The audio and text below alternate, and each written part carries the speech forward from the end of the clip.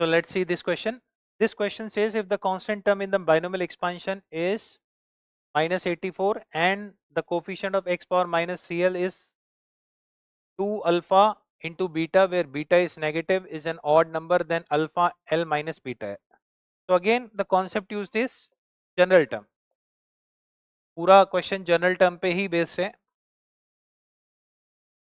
अब ये जो क्वेश्चन है इसमें x की पावर है यहाँ थोड़ा सा दिखने में 5/2 अपॉन 2, ये 5/2 है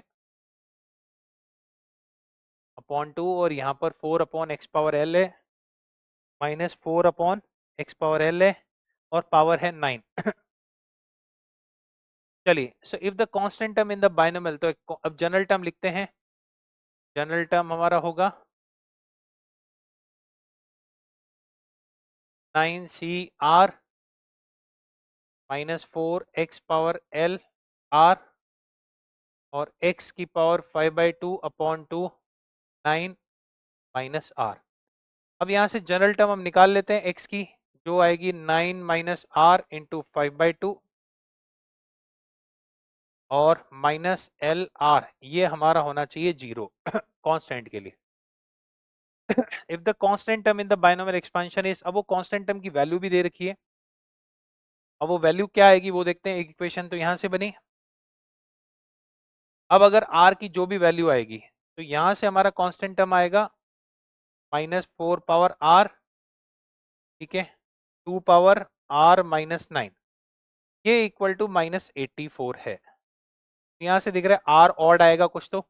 अब ऐसा क्या r हो अगर हम r माइनस को हटा देते हैं, बाकी 2 पावर 2r है तो 2 पावर 3r माइनस 9 की, सो दैट ये 84 बन जाए.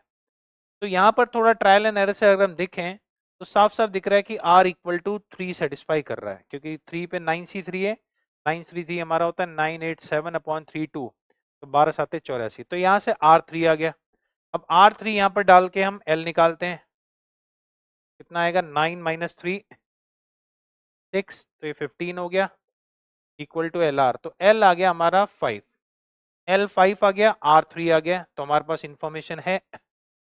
अब एल निकालना पड़ा, एल 5 आ गया. इसके बाद ये क्या कह रहा है, the coefficient of x power minus 3l. X power minus 3l मतलब एक्स पावर माइनस 15 का कोफिशिएंट है, वो निकालना है और वो हमें दे रहा है 2 अल्फा बीटा. अब यहाँ हमने जनरल टर्म का ऑलरेडी कलेक्ट कर रखा है, ठीक है, ये हमारा जनरल टर्म का था, ये हमें चाहिए माइनस 15 के इक्वल, ठीक है. 9 minus R minus L, L कितना है हमारा 5, आर इक्वल टू ये हमें माइनस 15 चाहिए अब, ठीक है. तो कैलकुलेट कर लेते हैं. तो 45 minus 5r minus 10r minus 15r minus 5r minus 10r minus 15r और माइनस 30. तो नाउ 45 प्लस 30, यहाँ से कितना आएगा 3 प्लस 2 5 आना चाहिए, ठीक है. ठीक है, तो r आ गया 5. अब r आ गया तो अब हम यहाँ से निकालेंगे कोफिशिएंट और उसको इक्वल करेंगे टू अल्फा पावर बीटा. तो यहाँ से हमारा कोफिशिएंट जो आएगा वो कितना आएगा r5 डालने पे 9c5, r हमारा 5 आ गया, तो माइनस 4 पावर 5, r हमारा कितना है 5, तो 9 माइनस 5 4, तो 1/2 पावर 4. ये हमें दे रखा है इस 2 अल्फा बीटा. जब बीटा हमें कह रखा है कि नेगेटिव भी है और साथ में ऑड नंबर है, तो बीटा एक नेगेटिव है और ऑड नंबर है, तो पहले सिंप्लीफाई कर लेते हैं. ये 2 पावर 10 हो जाएगा, ठीक है, माइनस 2 पावर 10 हो गया, 2 पावर 6 बचेगा. अब 9c5 कितना होता है,